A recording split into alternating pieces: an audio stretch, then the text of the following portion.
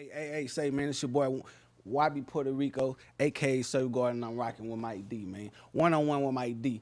Like, comment, and subscribe, nigga. Yup.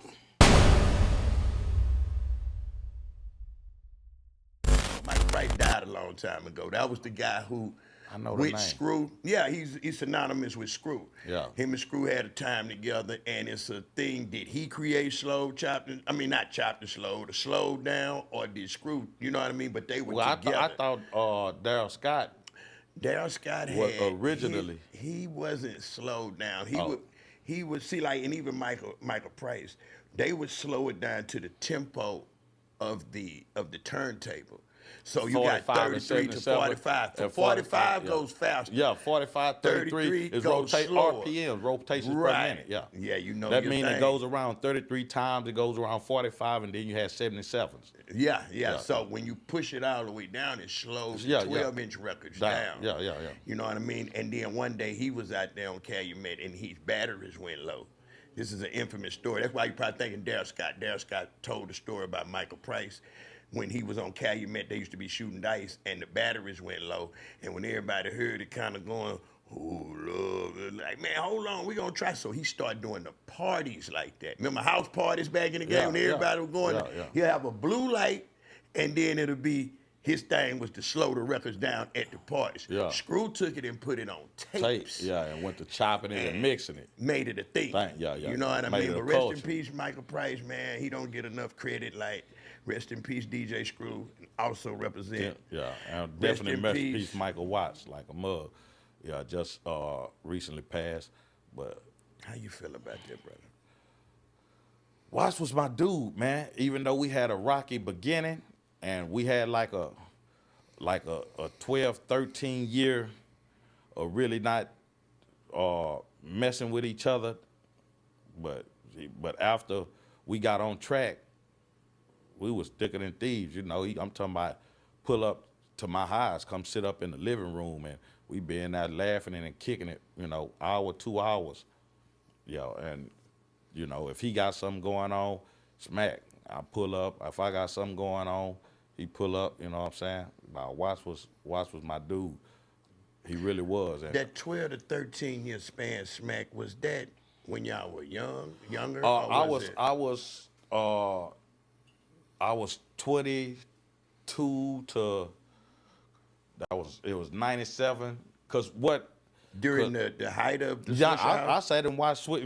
I met Watts before it was Swisher House. It was just Michael Watts tapes. You know what I'm saying? It was before the Swisher House. It wasn't nobody rapping on the tapes with Pluck, Bebe, Lester Roy, and Archie Lee. You know what I'm saying? And Bullet Wayne, my pop Bullet Wayne from 5th Ward, but he also he moved to Acres Home when he was like 14 with his family. Him and Bebe was cousins. We all stayed in Paramount Plaza together. But at the time, I was staying on Titwell and Antoine.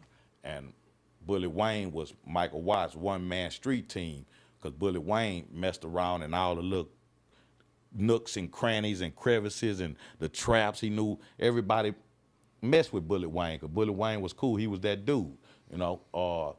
And he used to come to our trap, and I tell you could sit here and sell as many tapes as you want. We bought them because Bebe and Pluck was on them. They from the hood. You know, that's how we got on them. But Screw opened the door when he dropped that, whenever he put out that tape, and he was like sitting back in the lag, hoe ass north side, trying to jack. And you know, that was the last Screw tape I had ever purchased after that there. When you heard that, huh? Yeah. Because every Saturday, me and my best friend, not even best friend, my bro, Sparkplug, we'll go out to the South Side. We had a routine. Hit King Flea Market, grab Screw tapes, Timmy Chan, hit MLK, Cullen, TSU, try to see what we could, you know, get into. You know, stop by somewhere, grab some weed or whatever, you know what I'm saying? Right. And you know, head back to the north.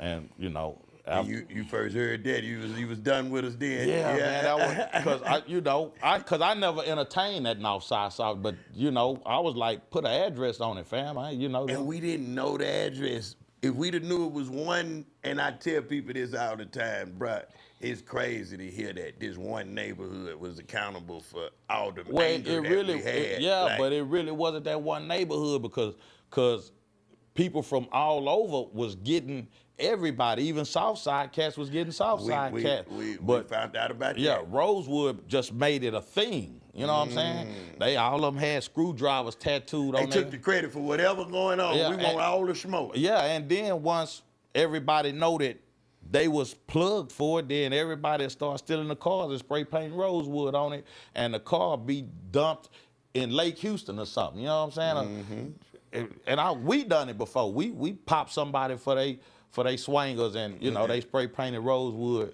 on it. You know what I'm saying? Now see, I never seen a Rosewood spray painted, but I have seen Northside on them. Like, and they used to beep us. Remember the beepers? Yeah. You know what I'm saying? Yeah. So they would beep Screw, and they'll be on, and we'll call back. You know, you got to call back from house phone, pay phone, whatever. Yeah, yeah. So we calling the numbers back, not knowing the number. And I done been there with Screw, and we'll be, fuck you, Southside. It's Northside that we got. And then we found out them was our people doing that. Yeah. You feel me? So, yeah. But we didn't find out too much later. Trying to throw y'all off. That's why was so much animosity. Boys on the north, nigga trying to wood jack. I never knew that Watts had people from Rosewood or from the north side responding to us, and he wouldn't even. He wouldn't even put the tapes out. That's a player dude, man. Screw put. I know of one, and I know that it was, you know, raps, and like I said, I never entertained any of that because I didn't been all over this city. I used to go to Jones. When I went to high school, my first 6 weeks, I was at Jones. Dun, dun, dun, dun. I think we the first one to know, man. Well, platform. Well, I think I would, maybe not. But yeah, I went to Jones my first. You know I got to take credit. Yeah. But I moved all around the city. I never subscribed to that, you know, where you from, even though I'm Acres Home proud, whoop the boot, but I see us as us before anything. You know, us as a people, we look for something that divides us before we look for something that unifies. There you go. But I did take, feel some kind of way about that situation. I was like, you could put an address on it, because when you just say whole ass and outside. We was wild with that. I probably was one of the ones. I know me and Kiki were probably one of the more vocal than Pat, but you know, when you not knowing, you young, you coming up. It's like a blood dish in the crib. You know what I mean? You know, it's always been there. Before the cars, like, you know, it'll be little, you know, Prius in a county jail or something. All that stuff. We ain't like each other before Screw, to be honest. Yeah. Third Ward, South Park, we meeting up at Afterworld getting it in. Say, right there in Acres Home, you got all these different neighborhoods. We used to meet up at the Catholic Church and try to kill each other, and everybody from Acres Home. You know what I'm saying? But then once you venture outside Acres Home, now you got Studewood over here. And then once they got Jam City, and, you know, Acres Home and Fifth Ward and Greens Point, you know, all these Homestead. You got all these different, you know what I'm saying? But sometimes you'll be at the club fighting another hood, then go right back to the hood and fight inside the hood. So, you know what I'm saying? You ain't swing hard enough. It was your fault, nigga. It was your girl that talking to that boy. Have you personally ever heard these tapes that they was telling me about where the north side was coming back on the south side? If I had, at that time, I was so high and I was so in the streets, I didn't, you know. He didn't care. It didn't matter. Yeah. Were you in music back then when you was taking, I've been rapping since I was 11 years old. And like I said, I was going into the story, Bully Wayne had ended up getting locked up. I went and made his bond, and he was selling the tape for Watts, and everybody been knowing me since I was 11 that, you know, I'm a monster with it. And so he was like, Smack, I'm gonna take you to Watts Highs. But on the way there, I smoked a quarter bottle, smoked a 4 for 10, and was on my second 40. By the time I got there, I was busting out my body, man. I was busting. Man. And then, like dunk two hole thing. The first one I dunked, it took it to the head, hard.